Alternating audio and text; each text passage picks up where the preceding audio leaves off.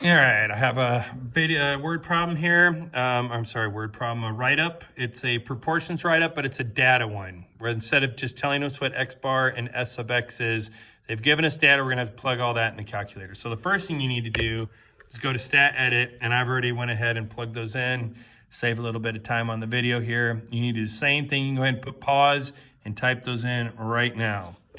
Okay, now that we have that in there, we're gonna just go ahead and start writing this bad boy up. So state, I'm gonna say we want mu, the true population mean, and then this problem is about the weight of 9-ounce bags of popcorn. And you can, in the problem, this lady, Sally, who really likes popcorn, is thinking she's getting ripped off. And so she's going to run a statistical analysis with a confidence interval to see if she has evidence that she should stop buying popcorn at her favorite popcorn store. All right, so we want mu, the true population mean weight of 9-ounce bags. I think it's caramel corn too, of caramel or caramel corn. 9-ounce bags of caramel corn from Pop On Over with and 95%.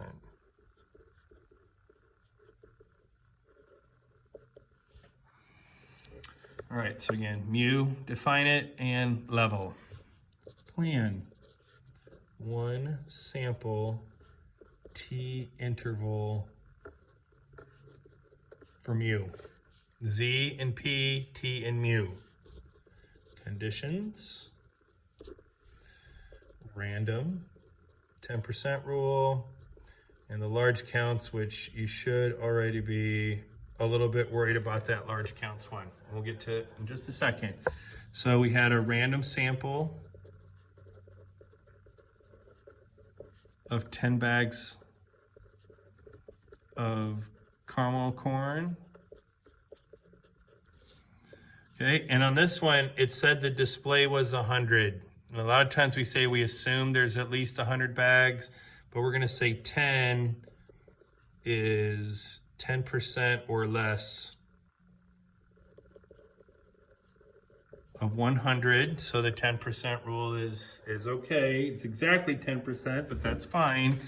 And then the large counts, 10 is not greater than 30. So we need to look at, so we're gonna look at the sample distribution. Well, it's really the distribution of the sample. Let's write it like that.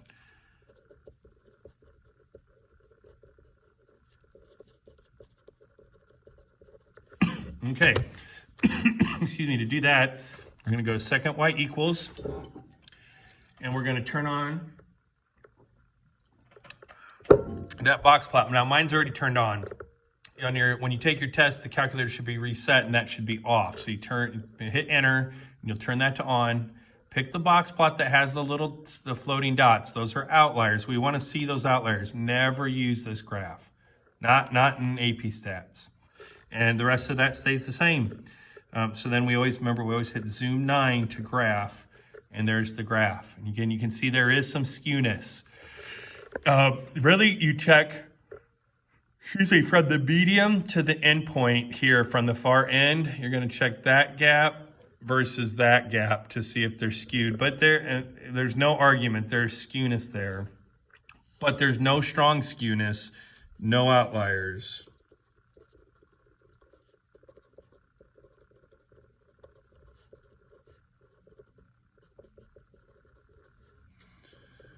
So no reason to doubt that the population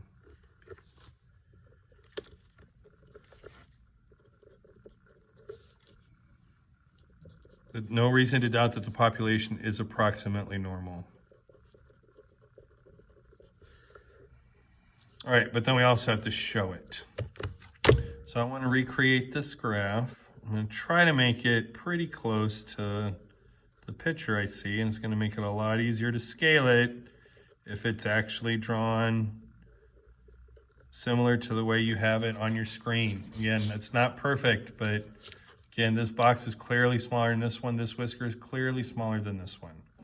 All right, and then I can use the trace feature on my calculator to bounce around a little bit to get to work with my scale. So that far right number is 8.3, okay? And then the next one is 8.7, and we don't have a lot of variations. And the biggest one's 9.2.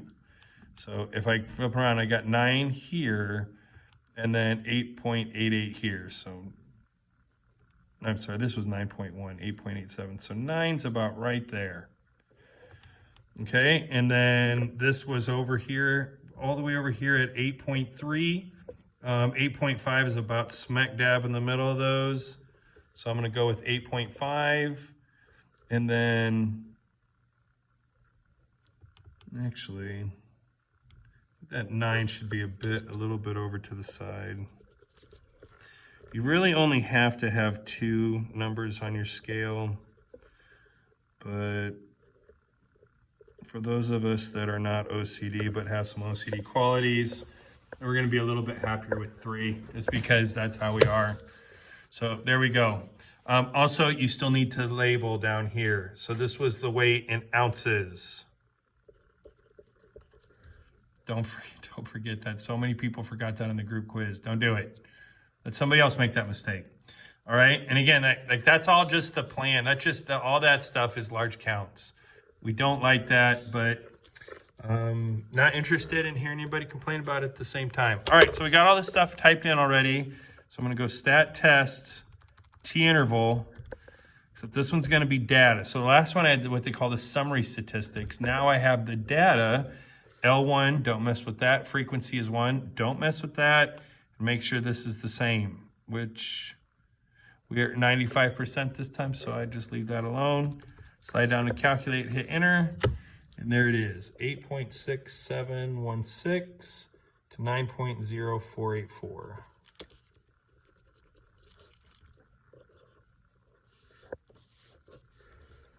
That's my interval. All right, so then right here, and it'll conclude. We are 95% sure that the true mean weight of pop-on-overs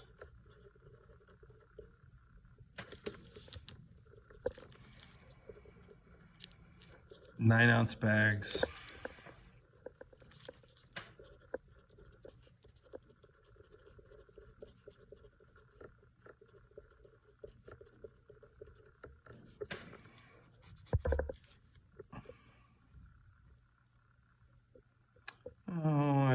that's all right. I'm just going to write this a little bit different. So 95% that the true mean weight of popping overs 9-ounce bags is captured in the interval. I could have given myself a little bit more space here from 8.6716 to 9.0484. So I think normally I would have said we're 90% confident that the interval from here to here captures the true mean weight of, and then context, but that's fine. So do we have convincing evidence that the bags are underweight? No. 9 ounces and values over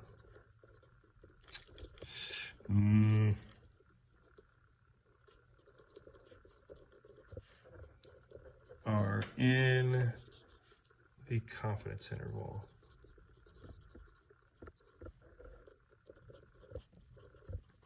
Or the interval of plausible values. And chop this off so that's not getting in my way. But we do not have evidence the bags are underweight. We may be suspicious because there's a lot more weight underneath than there is over. But remember, it doesn't work like that. Any number in that interval is plausible. All right, is it plausible that the bag of caramel corn is underweight? So do we have evidence then they're underweight? No. Is it plausible they're underweight? Yes, because there are several values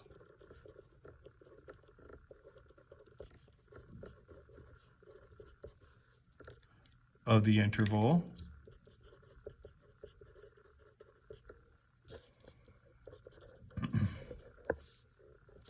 that are under 9 ounces.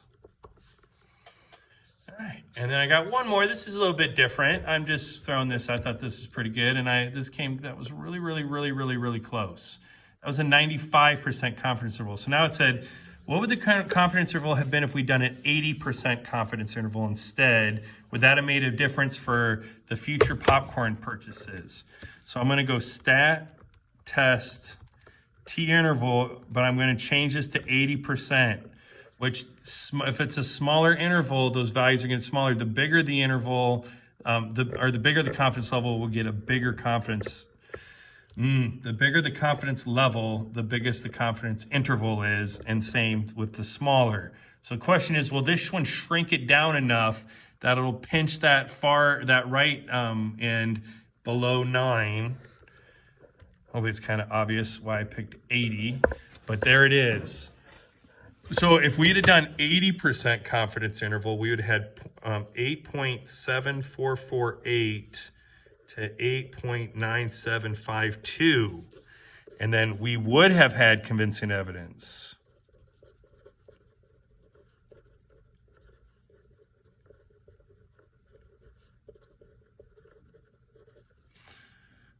That the bags were underweight. We'll say corn bags.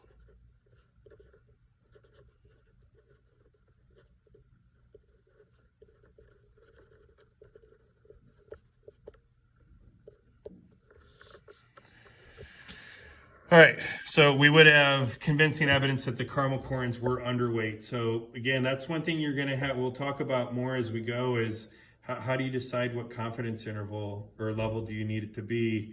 And a lot of times it has to do with how worried are we?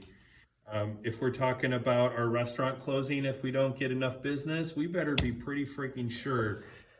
If there's 8 popcorn stores and you might stop eating at one of them, that's probably not the biggest deal unless they just have the best caramel corn ever. And if theirs is that great, probably shouldn't worry about it being a couple ounces light. But anyway, there's one more problem with some different type of follow-ups.